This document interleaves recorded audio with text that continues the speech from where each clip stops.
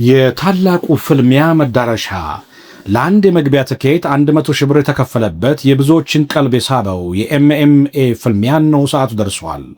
በስፖርት አፍቃሪያን ዘንድ በከፍተኛ ጉጉት የሚጠበቅ ዋና ግጥሚያ በጆኒና በሴዶ መካከል የሚደረገው የኤምኤምኤ ፍልሚያ ነው። ዛሬ ምሽት በሚካሄደው የኢቲኤፍሲ 02 ወይም አድዋ ፋይት ናይት ታሪካዊ ፍልሚያ ማን ያሸንፋል? ጆኒ ወይስ ሴዶ የሚለው ጉዳይ የብዙዎችን ቀልብ ስቧል። በዛሬው አድዋ ፋይት ናይት 10 የሚሆኑ ፍልሚያዎች የሚካሄዱ ቢሆንም አስቀድሞ አጓጊ የሆነው የጆኒና የሴዶ ፍልሚያ ከፍተኛ ትኩረት ስቧል።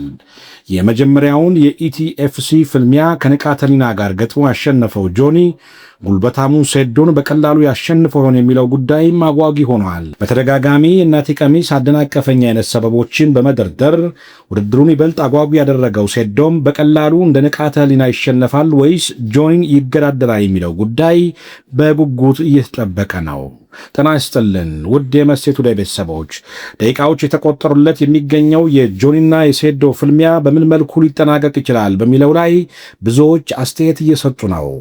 ልዩ የማጥቃት ስልቶች የሚፈራረቁበት በዚህ ከባድ ፍልሚያ ማን ይበልጥ የማሸነፍ ዕድል አለው በሚለው ጉዳይ ላይ ከስፖርቱ ቅርበት ያላቸው ሰዎች ግምታቸውን እየሰጡ ነው።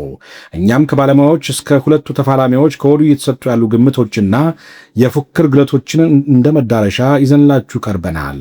ይህ መሴ ቱዴይ ነው።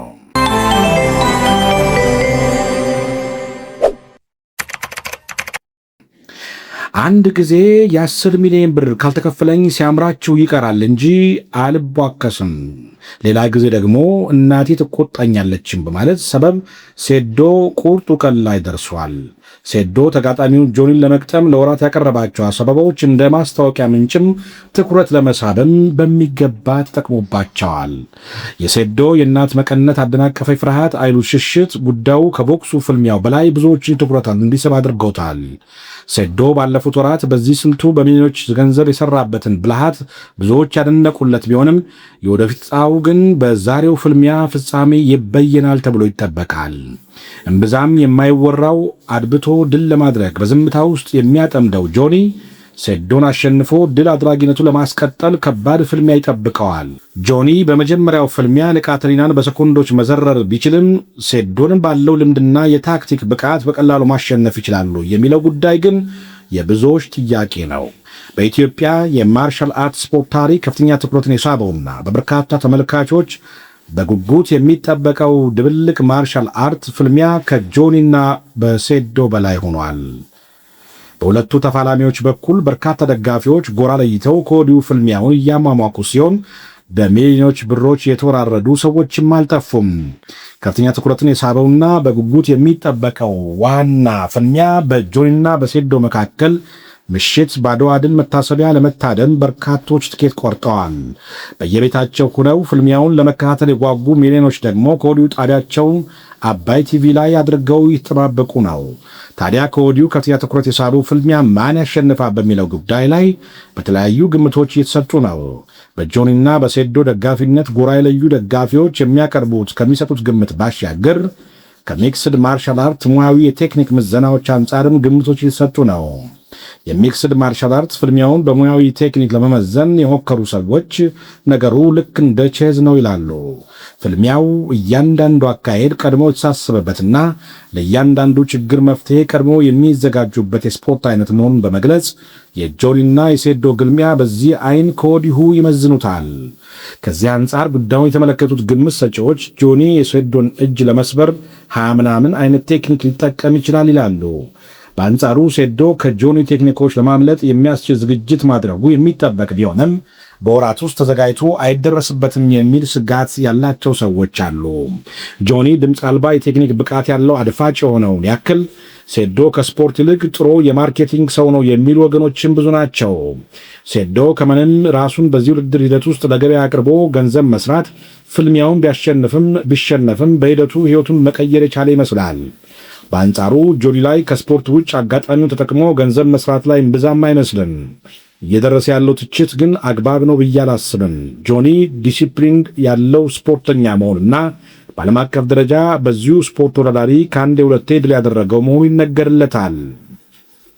ከ5 ዓመት በላይ ይህን ስፖርት ሲማርና ሲያስተምር እንደቆየ የሚነገርለት ሲሆን በዚህ ጥረቱም ዛሬ ሴዶን ያሸንፋል የሚል ግምት ሰጥቶታል። አብዛኞቹ የጆኒ ደጋፊዎች የአሸናፊነት ግምት ሰጡት ከስፖርታዊ ልምዱ አንጻር ሲሆን በተለይ ከቴክኒክ ብቃቱ የዘርፉ ባለሙያዎች ጭምር ይተማመኑበታል። እዚህ ጋር አንድ ልብ መባል ያለበት ጉዳይ ሴዶ ስፖርተኛ አይደለም ማለት አይደለም። ሴዶ ረጅም ጊዜ የሚታወቀው በቴኳንዶ ስፖርተኝነቱ ነው። በዚህ ስፖርት ብዙ ሀገርም ሄዶ እንደተወዳደረ በተደጋጋሚ ሲናገር ሰምተናል። ነገር ግን አሁን በሚጋጠሙት ኤምኤምኤ ላይ ብዙም ሲሰራ እንዳልነበረ ራሱን በተደጋጋሚ ተናግረዋል። ሴዶ ከ3 ወራት ባልበለጠ በአጭር ጊዜ ስልጠና ከጆኒ ጋር ለመፋለም ቁርጠኝነት ማሳየቱ በራሱ የሚበረታታ ጉዳይ ነው።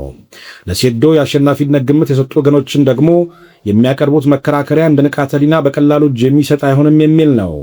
ጆኒ ግራውንድ ላይ ጥንካሬና ልምድ ቢኖረውም ሴዶን ግራውንድ ላይ ለመጣል እድሉን ካገኘ የማሸነፍ እድል ያገኛል ተብሎም ይጠበቃል። ለሴዶ አሸናፊነት ግምት የሰጡ ሰዎች ግን ጆኒ እንደ ንቃተ ህሊና ሴዶን በቀላሉ መሬት ላይ መጣል አይችልም ይላሉ።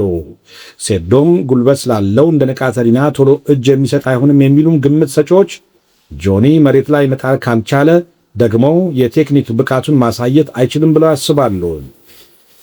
የአሸናፊነት ግምቱን ለሴዶ የሰጡ ሰዎች የሴዶ ትልቁ ድክመት ትንፋሽ ሊሆን እንደሚችል ይገምታሉ። የውድድሩ ዙር ከከረረ ሴዶ በድካም ዝሎ እጅ ይሰጣል የሚል ስጋት እንዳላቸውም ግን አልሸሸጉም። ስለ ጆኒና ስለ ሴዶ ፍልሚያ የአሸናፊነት ግምት ሲሰጥ ትልቁ ነጥብ ያለው ውድድሩ የበርካታ ዓመታት ቅድመ ዝግጅት የሚፈልግ መሆኑ ላይ ነው። ያም ሆነ ይህ በሁለቱ ጎራ የተሰጡ የአሸናፊዎች ግምቶች በውል የሚፈተኑበት ሰዓት ደርሷል። በዛሬው ተጠባቂ ፍልሚያ ጆኒና ሴዶ ከፍተኛ ትኩረት ቢሰጣቸውም አጠቃላይ 11 ፍልሚያዎች ይካሄዳሉ። 4 የቦክስ፣ 4 ኤምኤምኤ እና 3 የሙአይ ታይ ግጥሚያዎች የሚደረጉ ይሆናል። በሴቶች አብሳላት እና ዛራ የሚሳተፉ ሲሆን ለሴቶች ተሳትፎ ልዩ ትኩረት ሰጥተዋል። ውድድሩን ለሚያሸንፍ ተፋላሚ 4 ሚሊዮን ብር የገንዘብ ሽልማት እንደሚበረከት የውድድሩ አዘጋጆች ገልጸዋል። ሁለቱ ተፋላሚዎች ከፍተኛ ዝግጅት የማድረጋቸውን ተከትሎ የውድድሩ አሸናፊ ማን ይሆናል የሚለው ጥያቄ ግን አጓጊ ሆኗል። በጉልበቱና በጥንካሬው የሚታወቀው ሴዶ ያሸንፋል ወይስ በፍጥነቱና በቴክኒኩ የሚታወቀው ጆኒ? ግምታችሁን በኮመንት አስቀምጡልን። ቀድሞ ትክክለኛ ግምት ለሰጠ ኮማች የካርድ ሽልማት የምናበረክት ይሆናል። ውድድሩ በኢትዮጵያ ለሁለተኛ ጊዜ መዘጋጀቱ ስፖርቱ በሀገራችን እያደገ መሆኑን የሚያሳይ ሆኗል። ወጣቶች ወደ ስፖርቱ እንዲሳቡና ፕሮፌሽናል ስፖርተኞች ተገቢውን ክፍያ የሚያገኙበትን መንገድ ለመክፈት ትልቅ ፋይዳ አለው የተባለ ነው። በድጋሜ ግምታችሁን በኮመንት እንድታስቀምጡ እየጋበዝን በእኛ በኩል ለመዳረሻ ዝግጅታችንን በዚህ ቋጭተን እንሰናበታለን። ጤና ይስጥልን። ይህ መሴቱ ቱዴይ ነው።